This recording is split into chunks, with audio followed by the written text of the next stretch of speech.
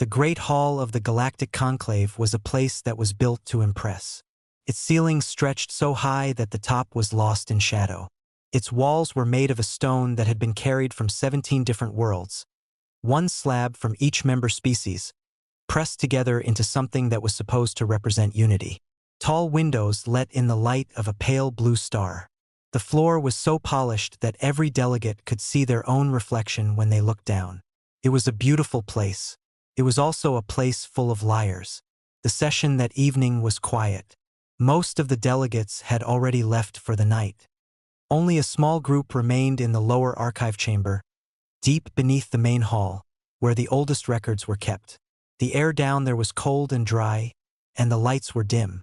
It was the kind of place where things were put so that no one would look for them. Sivith was not supposed to be there.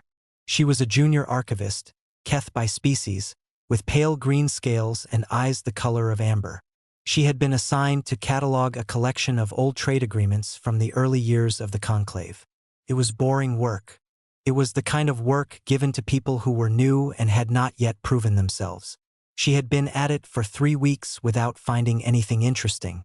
But that evening, while sorting through a folder of mislabeled files, she found something that did not belong. It was a communication log. Very old, but not old enough to be in that section of the archive. The file had no proper label. Someone had buried it inside a folder titled Expired Tariff Reviews, Sector 9, Closed. No one would ever look there. No one was supposed to. Sivith opened it out of habit more than curiosity. She read the first line. Then she read it again. Then she sat very still for a long time. The file was a transmission record. It had been received 73 years ago by a conclave relay station near the edge of what was called the Kareth Vale. The Kareth Vale was a region of space that the conclave had officially declared off-limits. The official reason was that the area was unstable, full of spatial anomalies, dead stars, and dangerous radiation. Ships that went in did not come out. It was a graveyard, they said. The transmission in the file was not from a dead ship. It was from the UESV Thermopylae. That was a human vessel. The lead ship of what had once been called the Vanguard Armada, humanity's greatest fleet, 214 warships strong, carrying over 400,000 men and women into deep space on a mission of exploration 73 years ago. The conclave's official history said the Vanguard Armada had been lost. Terrible accident. A spatial anomaly had swallowed them whole. The human species had been told this. They had held memorial services. They had built a wall on Earth with 400,000 names carved into it. Children grew up learning about the great tragedy of the lost fleet. The transmission in the file told a very different story. It was short. The signal had been weak, but the words were clear enough to read. The crew of the Thermopylae had been alive. They had been trying to reach someone. They had sent message after message, and every message had gone unanswered. The file showed why. There were internal conclave orders attached to the transmission log. Orders signed by 3 council speakers. Orders directing conclave relay stations to block all incoming signals from beyond the Kareth Vale. Orders to destroy the navigation relay beacons that the Vanguard fleet had been using to find its way home. The fleet had not been lost. The fleet had been abandoned, on purpose, by the people who were supposed to protect every species in the galaxy. Sivith read the reason in a separate document attached to the same buried file. It was written in the formal language of the conclave, which was always careful and polite even when it was describing something monstrous. The Vanguard Armada had discovered something beyond the Kareth Vale. A network of ancient structures left behind by a civilization so old that no living species had a name for them. The conclave called them the precursors. The structures were called forges. They were massive, complex, and still functional. They could build things, ships, weapons, technology, on a scale that nothing alive in the galaxy could match. The Council had not wanted humanity to have them. The document was honest about the reason, in its cold and careful way. Humanity had only been a member of the conclave for a short time. But in that short time, they had already shown qualities that made the older species nervous. They were fast learners. They were stubborn beyond reason. They did not give up when they were supposed to. They found solutions to problems that had stumped older and larger civilizations for centuries. They were creative in ways that were hard to predict. And they felt things, anger, loyalty, grief, with an intensity that other species found uncomfortable. A species like that, the document argued, should not have access to unlimited production of advanced warships. The risk to conclave stability was too great. So the Council had made a choice. A quiet choice made by a small group in a closed room. They had cut the Vanguard Armada off. They had silenced the signals. They had destroyed the beacons. They had left 400,000 human beings on the other side of the galaxy with no way to find their way home, and then they had gone back to their beautiful hall and told the human ambassador that there had been a terrible accident. Sivith sat in the cold archive room for a long time after she finished reading. She thought about what she should do. She was young. She was new. The file was 73 years old. The people who had signed those orders were long dead. She could close the folder. She could put it back where she had found it. She could go back to cataloging trade agreements and pretend she had never seen it. She almost did that.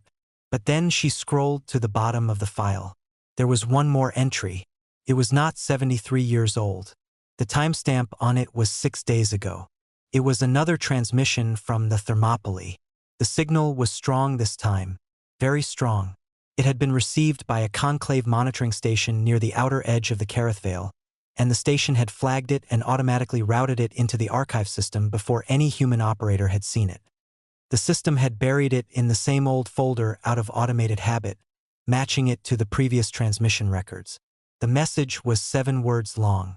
Asterisk, we are still here, and we remember. Asterisk. Sivith read those 7 words 3 times. Then she did something that would change her life forever.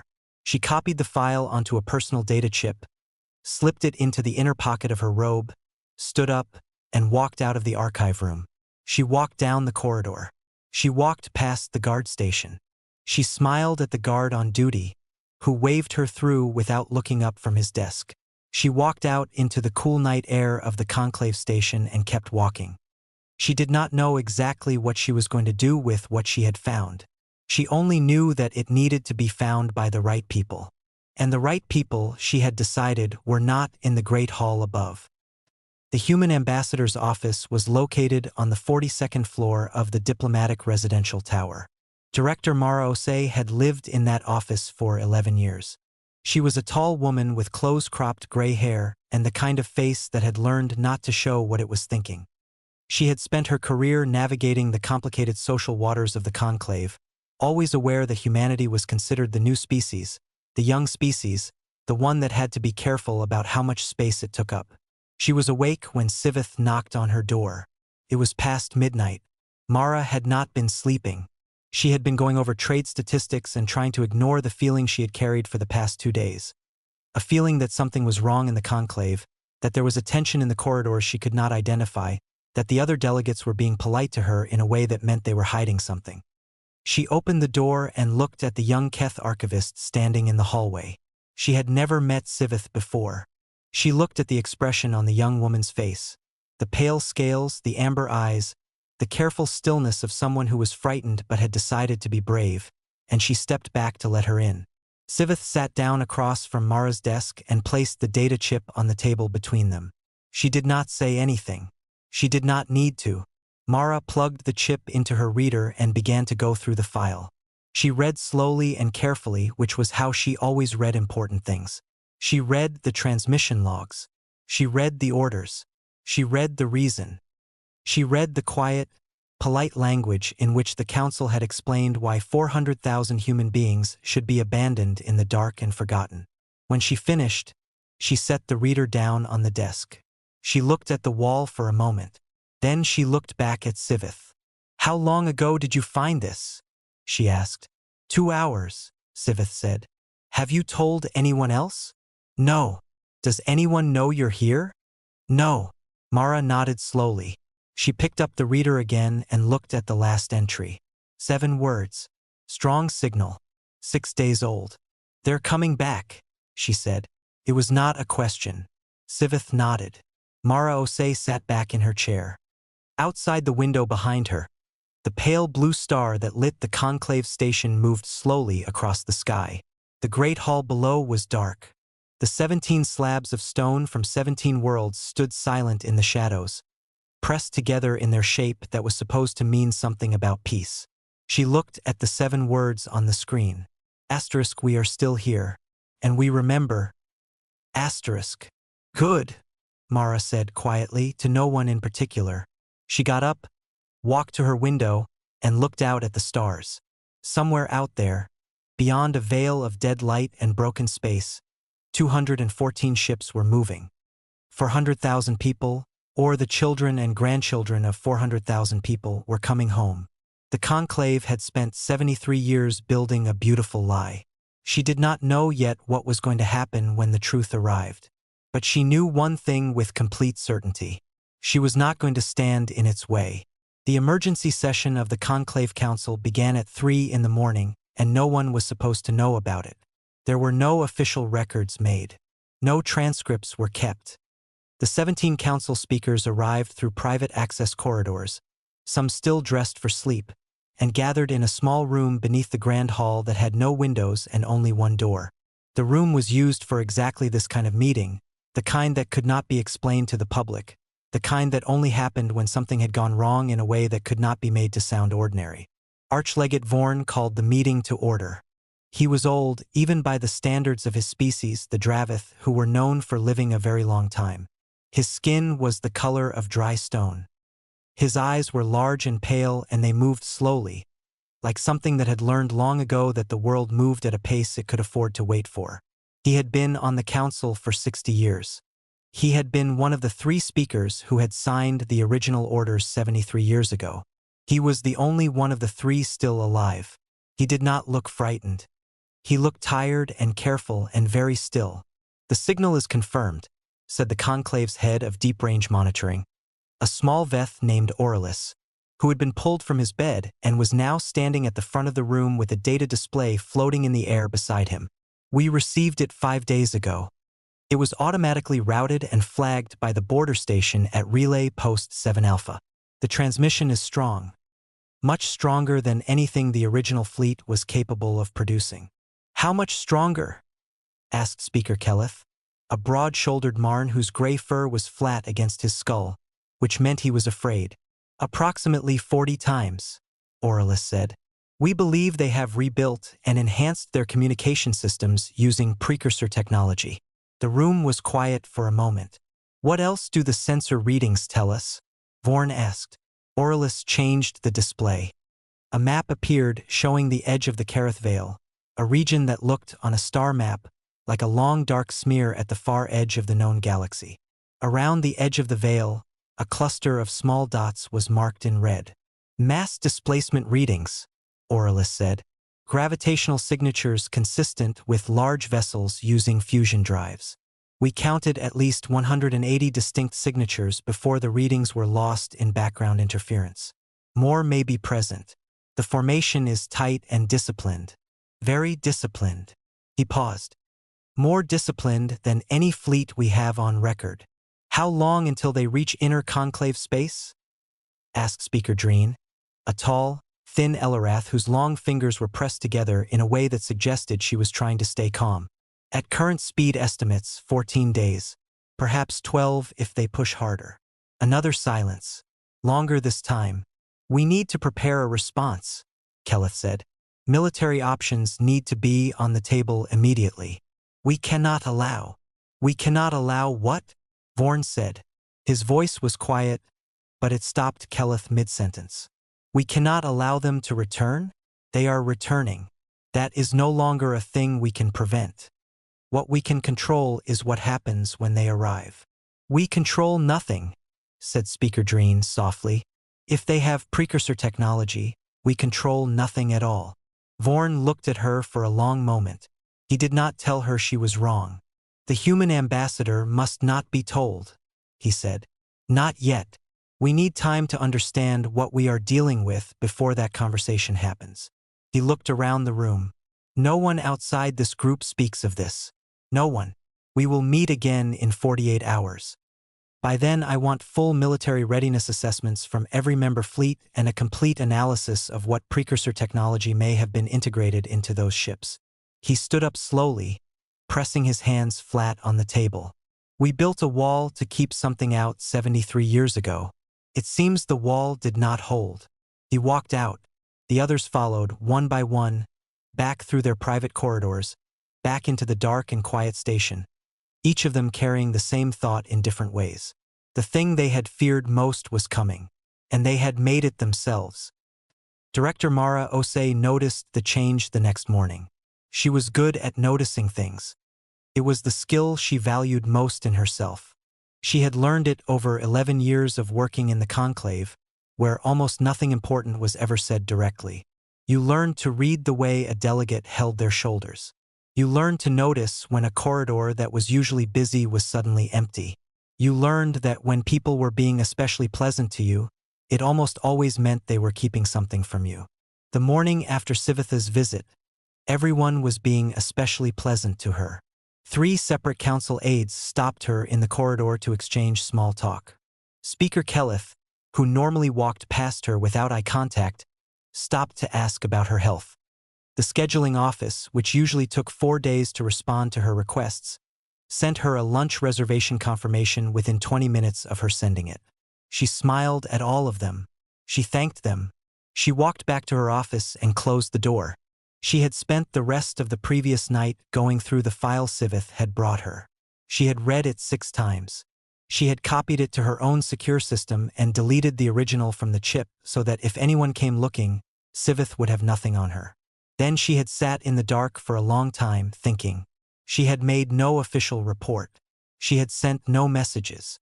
She had simply sat and thought, which was how she made all of her important decisions. Now, watching the conclave's careful, pleasant smiles, she made another one. She would wait. She would watch. She would not give them any sign that she knew what was coming. And when the time came, she would not be where they expected her to be. The border station at the outer edge of the conclave's monitored space was a small installation, 12 crew, mostly automated, designed for long-range sensor sweeps and relay maintenance. Its name was Forward Post 19. The crew called it the end of the road. On the 8th day after the conclave's secret meeting, the crew of Forward Post 19 had a very unusual morning. The long-range sensors, which normally showed nothing but empty space and the occasional rogue comet, began registering contacts. Many contacts. The automated system flagged them immediately and began counting. Chief Sensor Operator Yevna, a young Veth woman on her first deep space posting, watched the count climb on her screen and felt her stomach drop. 20 ships. 50. 100. 140. 214. They came out of the darkness beyond the veil in a long, slow line, and then spread into a formation that was unlike anything Yevna had seen in any tactical reference she had ever studied. It was not the wide scattered formation that most conclave fleets used. It was tight and geometric, layered in overlapping arcs, every ship positioned to cover every other ship. It was a formation built by people who had spent a very long time thinking about how to fight and how to protect each other. The ships were not what she expected. She had seen old records of the original Vanguard Armada. The ships in those records were recognizably human in design, angular, functional, somewhat plain compared to the elegant curves preferred by older species. What she was looking at now shared the same basic bones, but everything else had changed. The hulls were heavier, layered with materials that her sensor systems could not classify. Strange structures ran along the outer hull of each vessel like the rings of a tree, growing outward in patterns that seemed organic and mathematical at the same time. The largest ships were nearly twice the length of the originals. They moved, all 214 of them, as if they were being controlled by a single mind. At the center of the formation was the biggest ship of all. Her systems managed to pull an identification number from its hull beacon before it switched to a frequency her systems could not decode. UESV Thermopylae. It was the oldest ship in the fleet. The original flagship. 73 years in the dark, and it was still leading. Yevna opened a broadcast channel out of reflex, the standard challenge sent to all unidentified vessels approaching conclave space. She asked them to identify themselves, state their origin point, and submit to a standard approach inspection. The response came immediately. It was on every open frequency at once. Every channel she had. The automated backup channels. The emergency bands. Even the channels that were technically decommissioned but still technically functional. The signal came through all of them at the same time, loud and absolutely clear. A woman's voice. Human. Low and calm, with the kind of calm that was not relaxed. It was the calm of someone who had decided something and was completely at peace with the decision. This is Fleet Admiral Dara Vasquez, commanding officer of the Vanguard Armada, broadcasting to all conclave stations and vessels. We are returning to conclave space. We have been beyond the Kareth Veil for 73 years. We are aware of what the Council did to strand us there.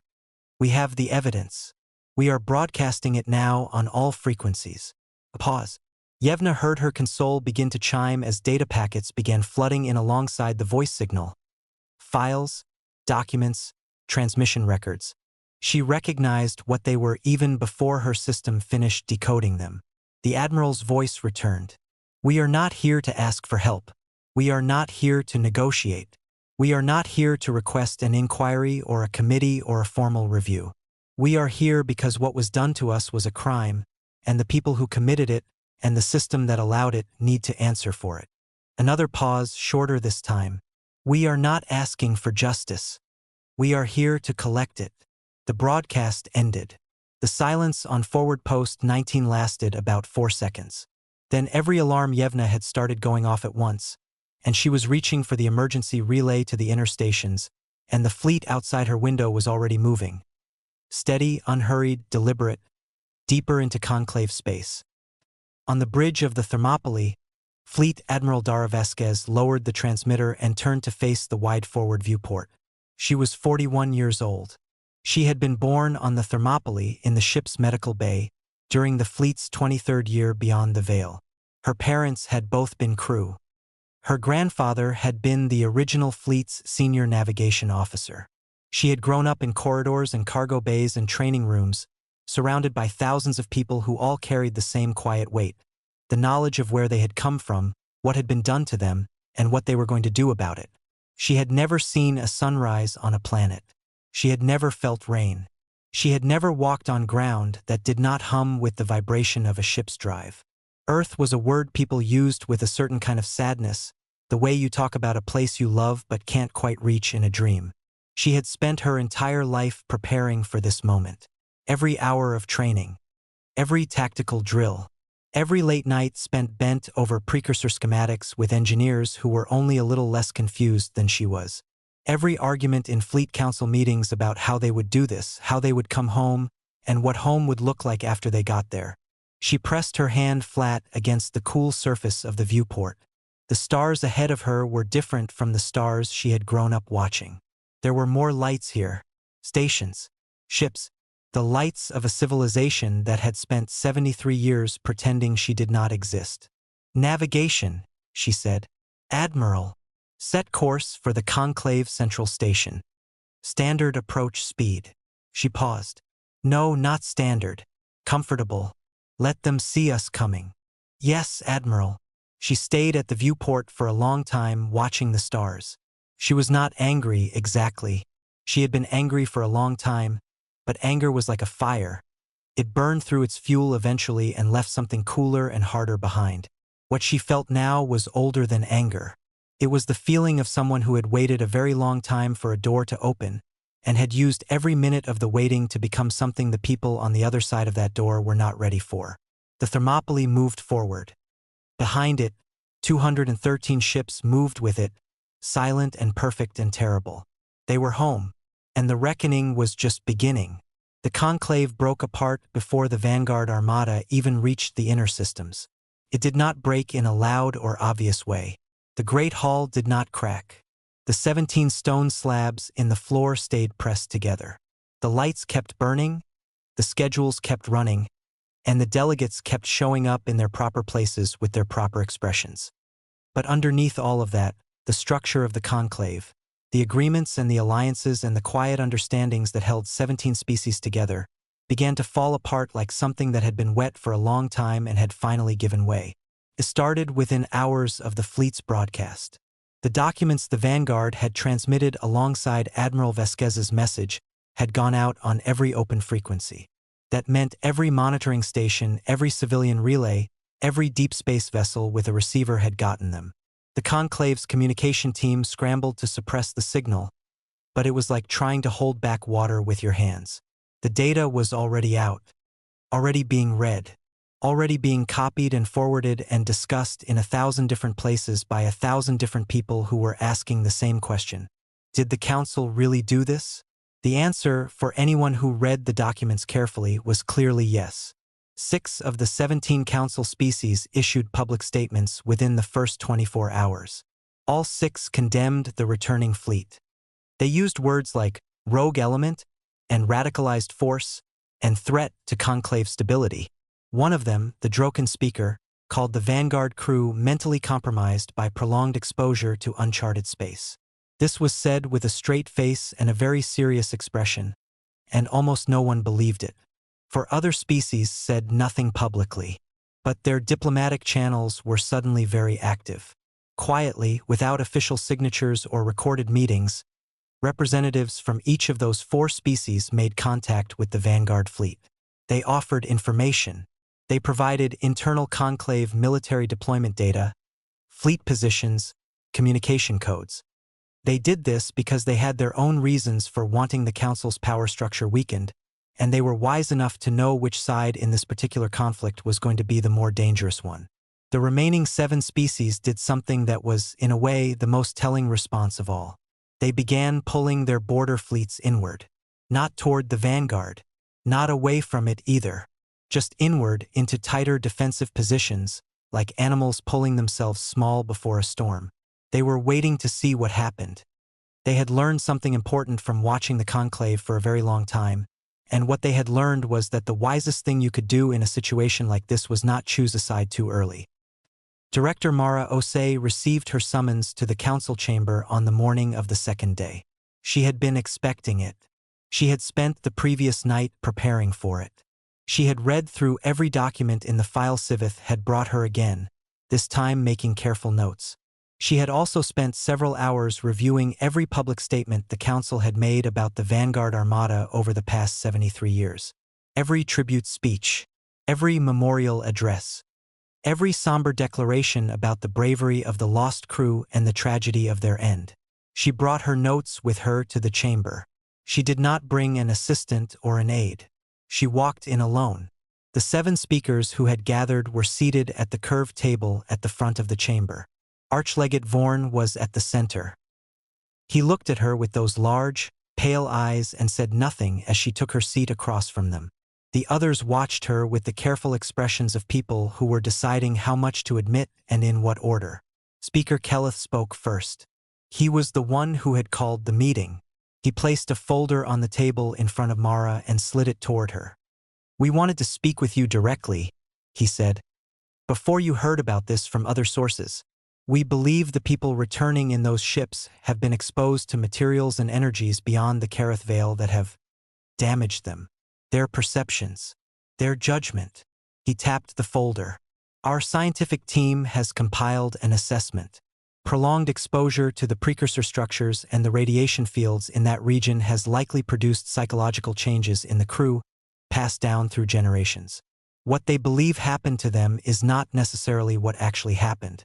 Their grievances, while understandable, are built on." "Stop," Mara said. Kelleth stopped. The other speakers went very still. She opened the folder. She looked at the first page of the document inside it.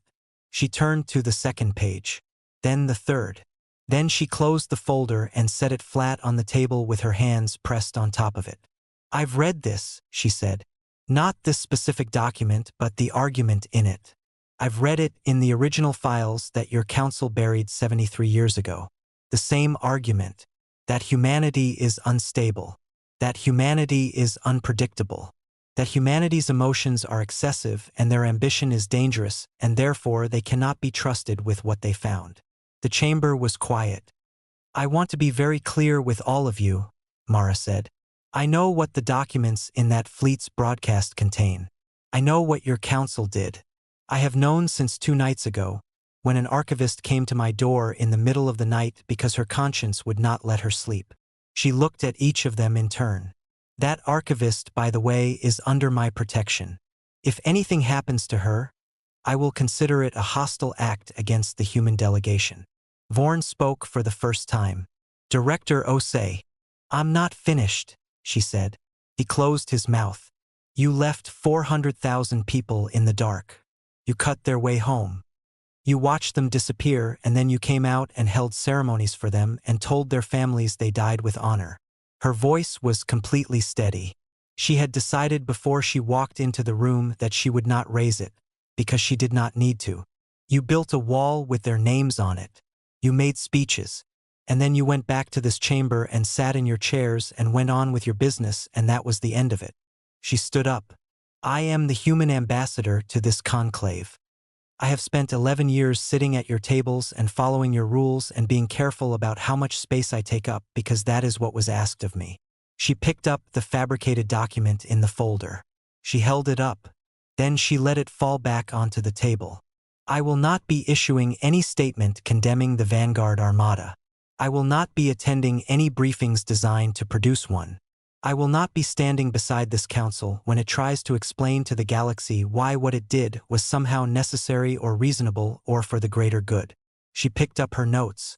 She pushed her chair back. And I want all of you to understand something. She looked at Vorn last because he was the oldest and the most dangerous and the one whose opinion mattered most. I am not going to stand in that fleet's way. Not one step. Whatever they do next, whatever shape this reckoning takes, I am not going to be on your side of it. She walked to the door. Behind her, no one said anything. She heard Kelith's chair scrape against the floor, as if he was thinking about standing up, and then the sound stopped and she heard nothing else. She walked out of the chamber. She walked down the corridor.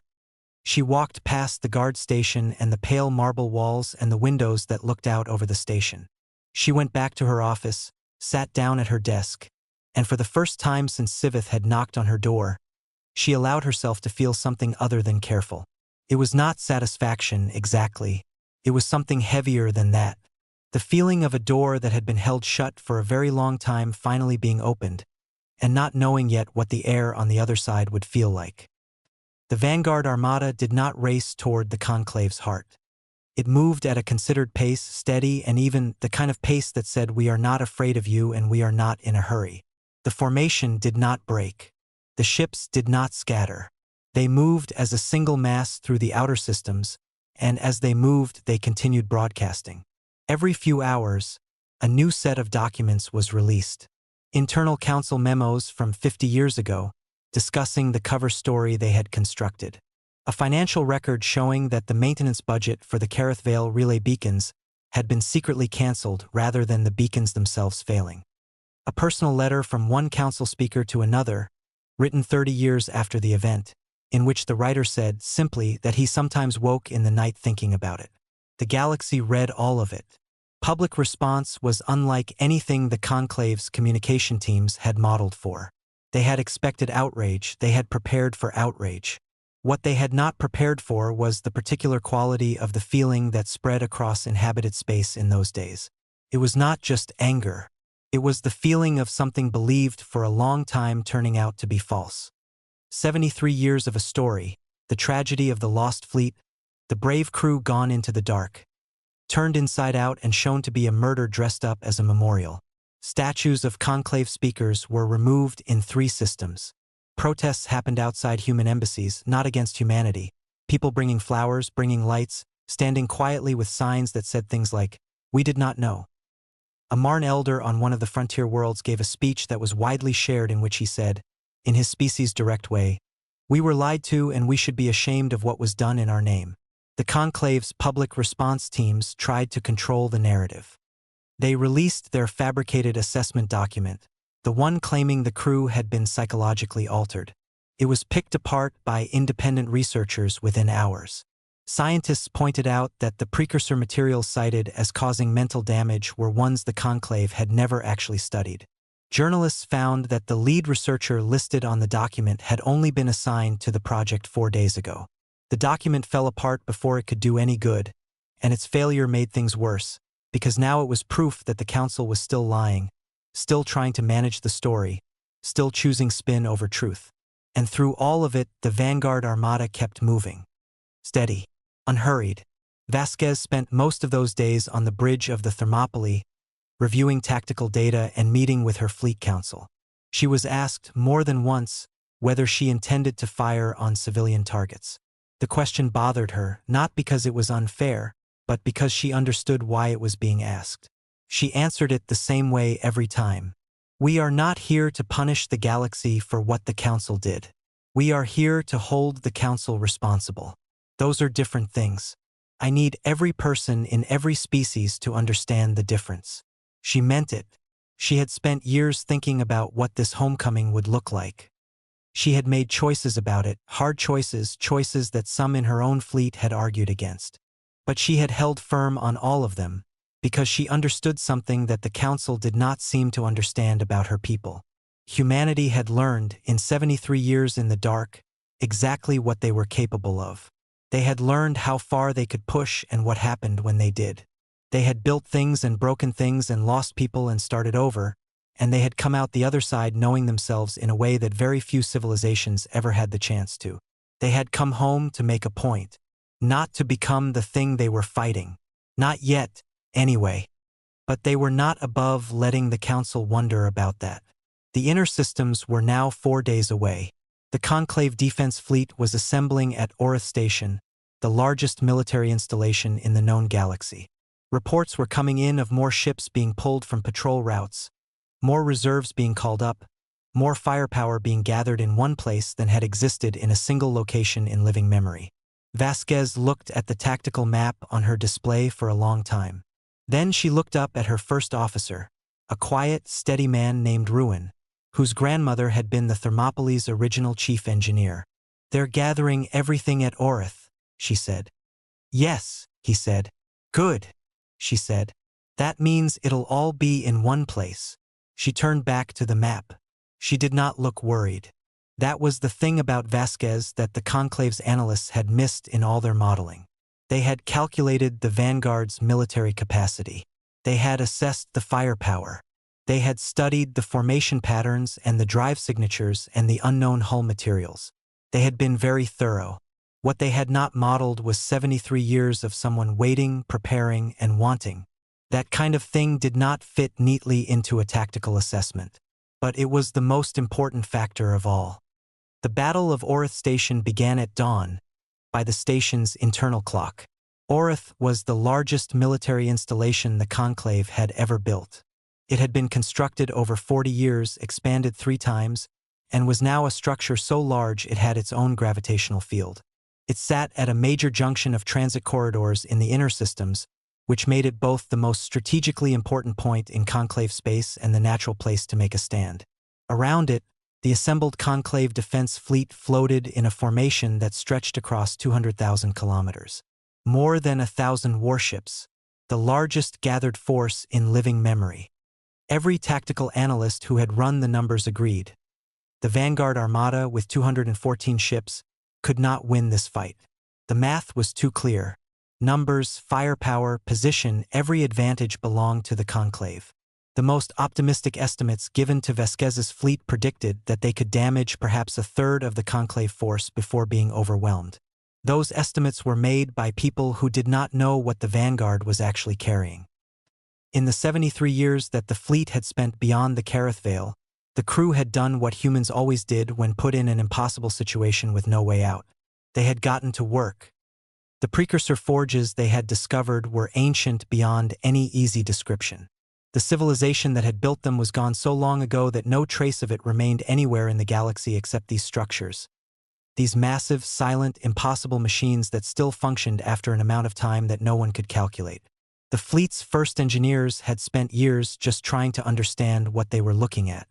The second generation had begun to figure out how to interact with the systems. The third generation had started using them. What they produced over decades of slow and careful learning was not magic. It was technology, built on principles that the Conclave science had never reached because the Conclave had never had reason to push that far. principles of material science and energy management that were so far ahead of what the known galaxy used that the gap between them was not a step or two but the length of an entire age of development. The most important thing they had built was the armor. It was not metal. It was not any single material. It was a composite that the Vanguard's engineers had spent 30 years developing, layer by layer, guided by precursor design principles they were only partially able to understand. The outer layers were harder than anything the conclave used. But the inner layers were different. They were designed to take the energy from an impact and distribute it, spread it across the hull in a fraction of a second, convert it into a form the ship systems could actually use.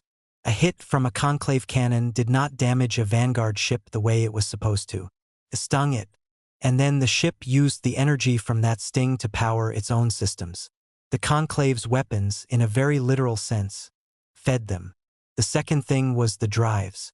Fold pulse technology was something the conclave's physicists had theorized for centuries and dismissed as impractical. The energy requirements were too high, the precision required was too great, the margin for error was too small. You could not make a ship disappear from one point in space and reappear at another point in space at combat distances. It simply was not possible within acceptable engineering constraints. The Vanguard had decided that acceptable engineering constraints were someone else's problem. The fold pulse drives on each Vanguard ship could execute a microjump of up to 20 kilometers in any direction in less than a second. In practice, this meant that in a fight, a Vanguard ship could blink out of existence and reappear somewhere else before a weapon locked onto it. It meant that when a conclave vessel thought it had a clear shot, the target was somewhere else. It meant that the entire concept of maintaining a firing solution, the foundational skill of space combat, was almost useless against them. The third thing was the weapons. The resonance cannons were the Vanguard's answer to a problem they had thought about for a long time. When they came home, they did not want to destroy the conclave fleet. They did not want bodies. They did not want a slaughter that the galaxy could point to and use to call them monsters. They wanted to win decisively, and they wanted the people on the other side to survive long enough to understand what had happened. The resonance cannon worked by sending a focused wave of energy through a ship's hull, not destroying the hull itself, but passing through it like a sound passing through a wall. The wave disrupted the electronic systems inside, drive cores, weapons systems, life support on a low setting, navigation, shields, everything that made a warship without touching a single living body inside it. A ship hit by a resonance cannon became a very large, very expensive, completely helpless piece of metal drifting in space. The crew inside was fine, scared but fine. The fourth thing was Sable. The conclave had artificial intelligence systems. Most civilizations did. But they were careful systems, controlled systems, kept in tight boxes with defined tasks and hard limits. The conclave had a long and complicated history with AI that had made it collectively cautious. The systems they built were powerful in specific narrow ways, but they did not think. They did not adapt. They did not learn from a fight while the fight was happening. Sable was different. It had grown organically over 73 years from something that started as a navigation assistant and had expanded, generation by generation, as the fleet's engineers fed it more data, more problems, and more freedom to find solutions. It was not a single intelligence. It was a network, spread across all 214 ships, connected by a communication system so fast and so tightly encrypted that it was effectively instantaneous. Sable did not just coordinate the fleet. It thought for the fleet. It processed every sensor reading from every ship simultaneously and used all of it to make decisions about positioning, timing, and targeting that no group of human tacticians could have matched. The conclave was sending 1,000 warships against 214. What it did not know was that it was also sending those 1,000 warships against a single tactical mind of breathtaking capability, operating at a speed no biological commander could approach. The battle lasted 11 hours.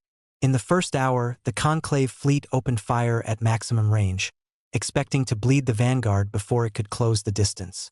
What happened instead was that the Vanguard ships blinked. They were there, and then they were not, and then they were somewhere else, and the shots hit empty space. When the Vanguard ships reappeared, they were inside the conclave formation, in the spaces between ships where the angles were worst and the larger fleet's own vessels were in each other's firing lines. In the second hour, the conclave commanders recognized what was happening and tried to adjust. They broke their formation into smaller, faster groups. The Vanguard's Sable network saw this happen and had already redistributed the fleet's positioning before the conclave's orders had finished being sent. Every adaptation the conclave tried, Sable had already anticipated. In the third hour, the resonance cannons opened up. The effect on the conclave ships was terrifying in the most precise sense, not because of destruction but because of what it looked like. A ship struck by a resonance cannon did not explode. Its lights went out. Its engines stopped. It became silent. It drifted, ship after ship going dark across the formation like lights being switched off one by one. The crew inside were alive and unhurt, but their ships were dead. The conclave's commanders kept fighting. They had courage, most of them. They were not cowards. But courage is not enough when you are fighting an enemy whose shots you cannot dodge, whose ships you cannot hit, and whose weapons remove your ability to fight without killing you. When you cannot fire back and you cannot run and you cannot die bravely, at some point you stop and ask yourself what you are actually accomplishing. By the fifth hour, the first conclave ships began broadcasting surrender signals. By the eighth hour, more than half the fleet had gone dark. Not destroyed, just taken off the board, sitting silently in space while their crews waited in the dark and hoped that whoever was on the other side of this fight meant what they said about not hurting people. In the 11th hour, the last of the conclave's active ships powered down its weapons and went still. The battle was over. The Vanguard Armada had not lost a single ship. Vasquez stood at the viewport of the Thermopylae and looked at what the battle had produced. Hundreds of dark ships, floating in loose clusters across a field of space that was lit only by the distant blue glow of Orith Station's docking lights. No fire, no debris field, no bodies venting into space. She had spent years deciding that this was how she would do it. She had argued about it with her officers, with her fleet council, with herself in the late hours when sleep would not come. Some of them had wanted a harder approach. Some of them had said that the galaxy would not listen to restraint, that the only language the council truly understood was loss. She had understood their argument. She had not agreed with it. She was not doing this to teach the conclave a lesson about power. She was doing it to show the rest of the galaxy something about humanity, something that the council's buried documents had called a liability, that deep, stubborn, inconvenient capacity to feel things, to care about things, to hold on to principles even when it would be easier and more effective to let them go. Her first officer Ruin came to stand beside her at the viewport. Sable reports no active hostile signatures in sensor range, he said. Orith Station has opened a communication channel. They are requesting terms. Vasquez nodded. She was quiet for a moment, looking at the dark ships. How many casualties? She asked, though she had already seen the medical report. Their side, minor injuries on some ships from the system shutdowns. No deaths confirmed. Our side. He paused. 3 injuries. All minor. She nodded again. Ruin, she said. How long did your grandmother say it took her to first understand how the Forge's material system worked? He thought about it. She said about 8 years before she had the fundamental principles. Another 3 before she could reproduce anything. Vasquez looked out at the dark fleet. 11 years, she said. And she was one person. Imagine what she could have done with the whole galaxy science community working alongside her. She turned away from the viewport. That's what they were so afraid of. That's what all of this was about. Not a fleet, not warships, not weapons, just the idea of what humans working with other people could become. She walked toward the command chair. Open the channel to Orith, she said. Tell them we will speak with whatever representative the council chooses to send. And tell them, she sat down, to bring the people who still have the authority to make decisions.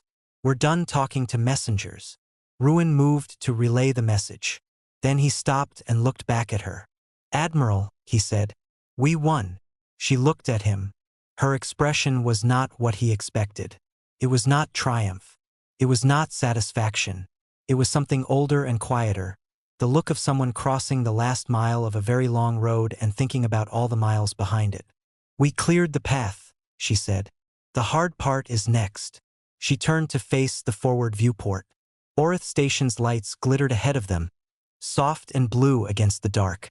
Beyond it, the inner systems waited billions of lives across dozens of worlds, watching and reading and trying to understand what had just happened and what it meant for them. And behind the Thermopylae, 213 ships held their position, patient and still, waiting for whatever came next. The galaxy had spent 73 years forgetting about humanity's lost fleet. It was going to spend a very long time remembering its return. The negotiations did not happen in the Grand Hall. Vasquez had refused that, politely but absolutely. She did not want the curved ceilings and the 17 stone slabs and the tall windows that let in the light of the blue star. She did not want to sit in a place that the Council had built and shaped and controlled for centuries and call it neutral ground. She had requested, instead, a room on the neutral trade station at Kareth Approach, a civilian facility, small and practical, used mostly by cargo operators and transit workers. Plain walls, functional lighting, a table that was nothing special. The Council speakers who arrived looked deeply uncomfortable. This was, Vasquez thought, appropriate. There were 5 of them. Archlegate Vorn was among them, the oldest, the most careful. Beside him sat Speaker Dreen of the Elarath, and Speaker Maleth of the Veth, and 2 others whose names Vasquez had memorized but whose faces she was looking at for the first time. Across from them, on her side of the table, was Director Mara Osei, who had traveled from the Conclave Station and arrived looking as if she had not slept in 4 days, which she had not, but who carried herself with the kind of composure that made tiredness invisible. Beside Mara sat Vasquez's own diplomatic advisor, a fleet-born woman named Counselor Tam, who had spent 10 years preparing for exactly this kind of room. Vasquez sat at the head of the table. She wore her fleet uniform, the same gray and dark design that the original Vanguard crew had worn 73 years ago, updated and adjusted over decades but still recognizably the same, as if the fleet had been careful to keep that thread unbroken. She set her hands flat on the table and looked at the 5 speakers across from her. "I want to begin by making something clear," she said. "This conversation is being recorded and will be published in its entirety within 24 hours of its conclusion. There will be no private understanding, no confidential clause, no side agreement made outside this room. Everything said here will be available for every person in every species to read. If anyone has a problem with that, they should leave now." No one left. "Good," she said. She placed a single document in the center of the table and slid it forward. It was short, a single page with 3 numbered points. "These are my conditions. I will explain each one." The first condition was full disclosure. Every document, every order, every communication, every record that touched on the Conclave's decision to abandon the Vanguard Armada 73 years ago.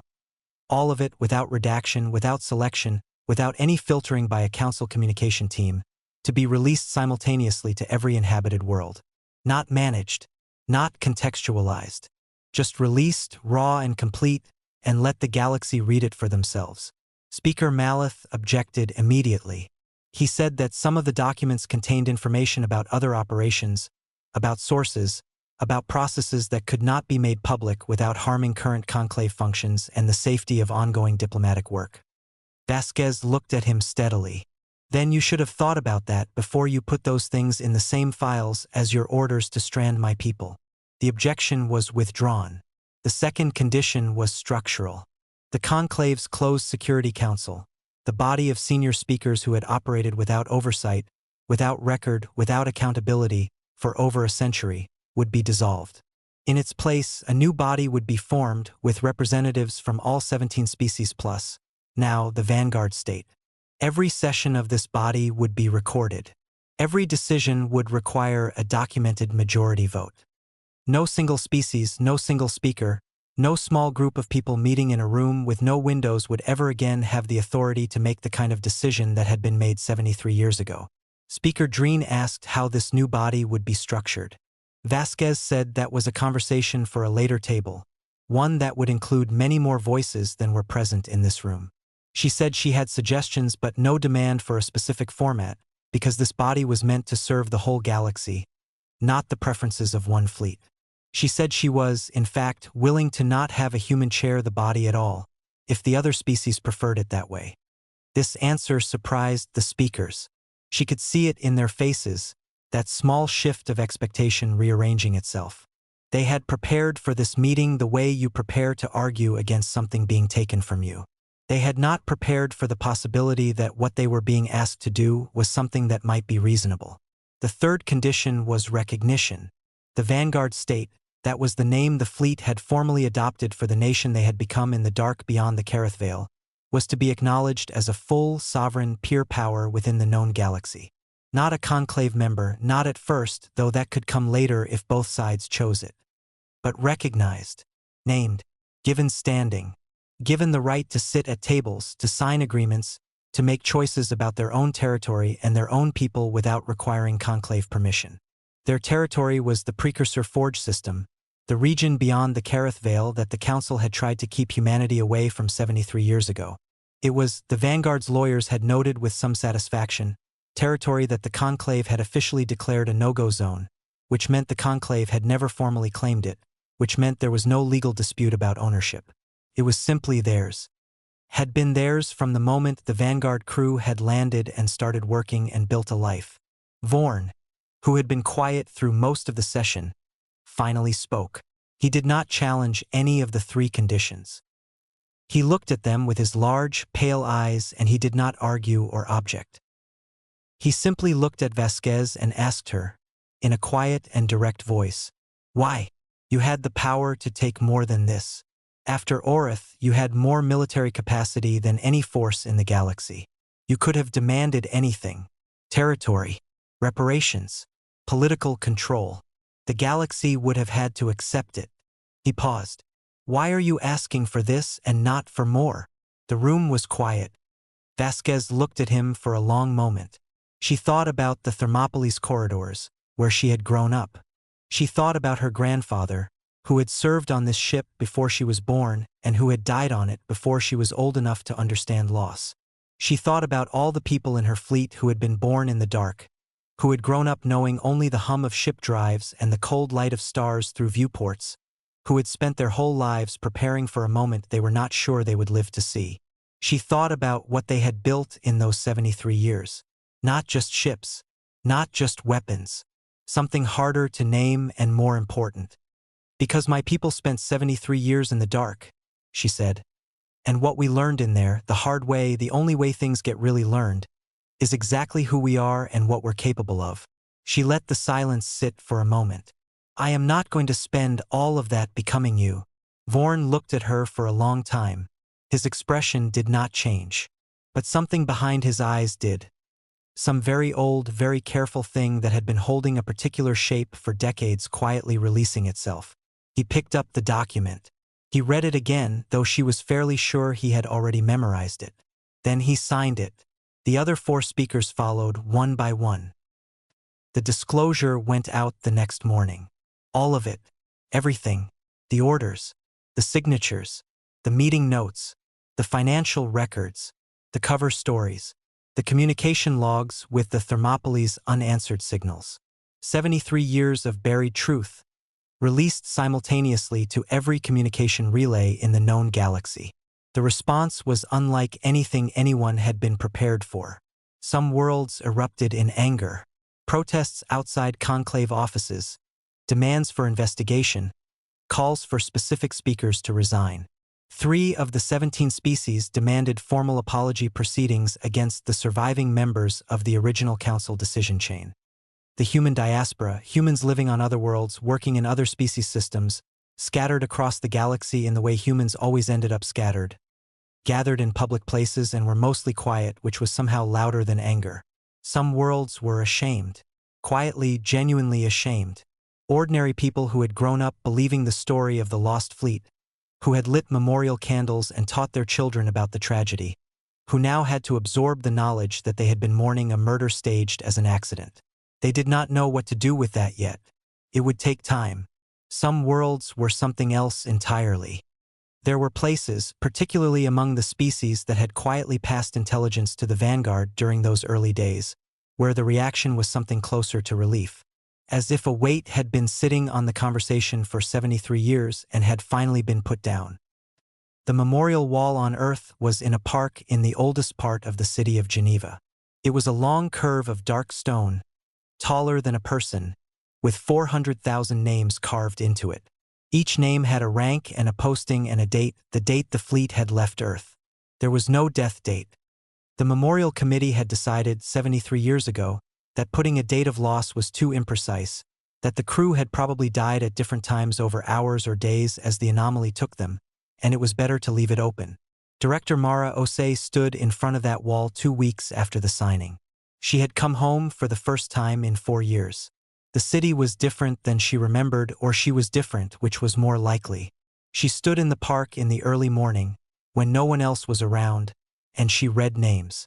She did not read all 400,000. But she read many of them, moving slowly along the curve of the stone, touching nothing, just reading. She was still there when the sound came, a low, building hum from the direction of the sky to the north. The sound of engines. Many engines, enormous and controlled. The sound of something very large moving at a pace that was careful and deliberate. She looked up. The Thermopylae came first, descending through cloud cover into clear air, its hull enormous against the blue morning sky. The old United Earth banner painted across its nose alongside the newer flag of the Vanguard state. Behind it, in a long column, came other ships. Not all 214, but many. Enough. Their hulls were dark and marked with the quiet evidence of decades of work and life lived on them. Patches and welds and additions that were not beautiful in the way the Conclave's ships were beautiful, but that said something true about the people who had made them. Mara watched them come in. A few meters away, on a park bench, a woman was sitting with a small child on her lap. The woman was dark-skinned and wore her hair close to her head, and she was looking at the ships in the sky with an expression that Mara recognized. The expression of someone who had prepared their whole life for a thing and was now watching it happen and was not entirely sure how to contain it. The woman was Vanguard-born.